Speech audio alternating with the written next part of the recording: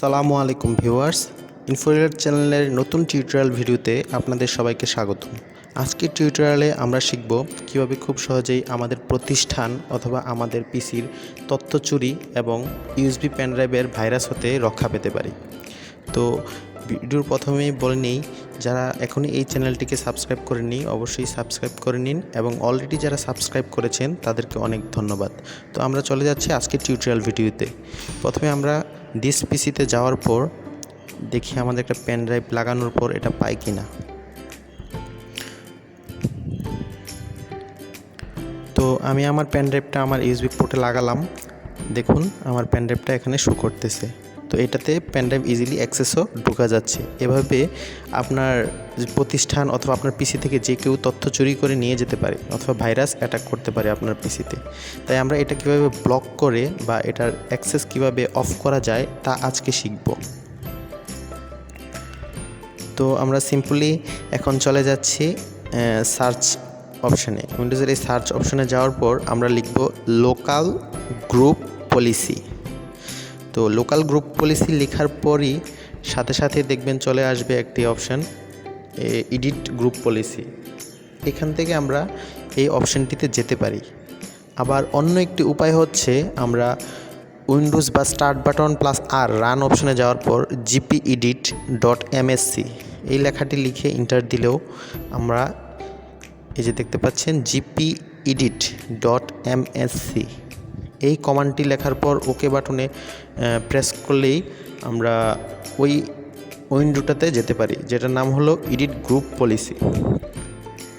তো আমরা এই লোকাল গ্রুপ পলিসি এডিটরে যাওয়ার পর আমরা এখান থেকে একটি অপশান দেখতে পাবো কম্পিউটার কনফিগারেশন। এটা থেকে অ্যাডমিনিস্ট্রেটিভ টেমপ্লেটস এই অপশানটাকে এক্সপ্যান্ড করব, মানে টিটাকে বাড়ানোর পর আমরা যাব সিস্টেমে যাওয়ার পর নিচের দিকে একটু স্ক্রল করার পরই আমরা দেখতে পাবো রিমুভাল স্টোরেজ অ্যাক্সেস অপশানটি দেখতে পাবো। এটাতে ক্লিক করার পর আমরা এখান থেকে চলে যাব all removal storage classes deny all access, মানে সব আমরা রিমুভাল যত স্টোরেজ আছে তার অ্যাক্সেস ডিনাই করতে চাই। তো আমরা এটাতে সিম্পলি ডাবল ক্লিক করার পর এখানে তিনটি অপশান দেখতে পাবেন, not configured, enabled and disabled. এখান থেকে আমরা এনাবলডে টিক করার পর অ্যাপ্লাই দেন ওকেতে ক্লিক করার পর এখন আমাদের এই গ্রুপ পলিসিটা অ্যাড হয়ে গেল। এখন এই গ্রুপ পলিসিটাকে আপডেট করতে হবে। তো আমাদের কারেন্ট সিচুয়েশনের সাথে এটা আপডেট করতে হলে আমরা উইন্ডোজ আর বাটনে প্রেস করার পরে সিম্পলি টাইপ করব কমান্ড cmd, অর্থাৎ আমরা কমান্ড প্রম্পট অপশানটি চালু করার পর এখানে আমরা কমান্ড টাইপ করব gp আপডেট স্পেস দিয়ে /force, মানে আমরা গ্রুপ পলিসি আপডেট করতে যাচ্ছি, তাই gp আপডেট স্পেস /force এই কমান্ডটি টাইপ করব, তারপর এন্টারে প্রেস করব। তো দেখুন এই গ্রুপ পলিসি আপডেট হচ্ছে, অলরেডি সাকসেসফুলি আপডেট হয়েছে। তো আমরা এটাকে সিম্পলি কেটে দিচ্ছি।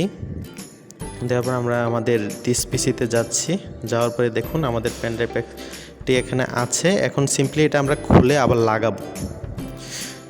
পেন ড্রাইভটি খুলে আবার ইউএসবি পোর্টে লাগানোর পর দেখুন এটা শো করেছে, বাট এটাতে ডাবল ক্লিক করার পর দেখতে পাবেন যে এটাতে অ্যাক্সেস করা যাচ্ছে না, অ্যাক্সেস ইজ ডিনাইড এই লেখাটি আসবে।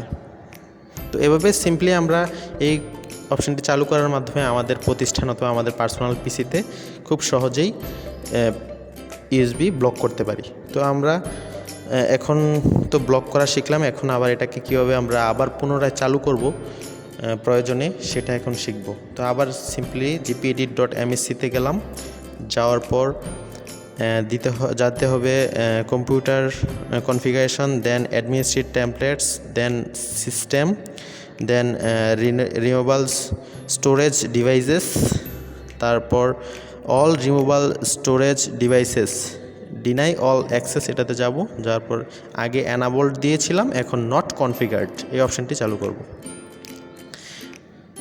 নট কনফিগার্ড চালু করার পর আবার সেম ওয়ে কমান্ড প্রম্পট যাব, সিএমডি টাইপ করার পর ওকে, সেম কমান্ড প্রম্পটে যাওয়ার পর আবার সেম কমান্ড জিপি আপডেট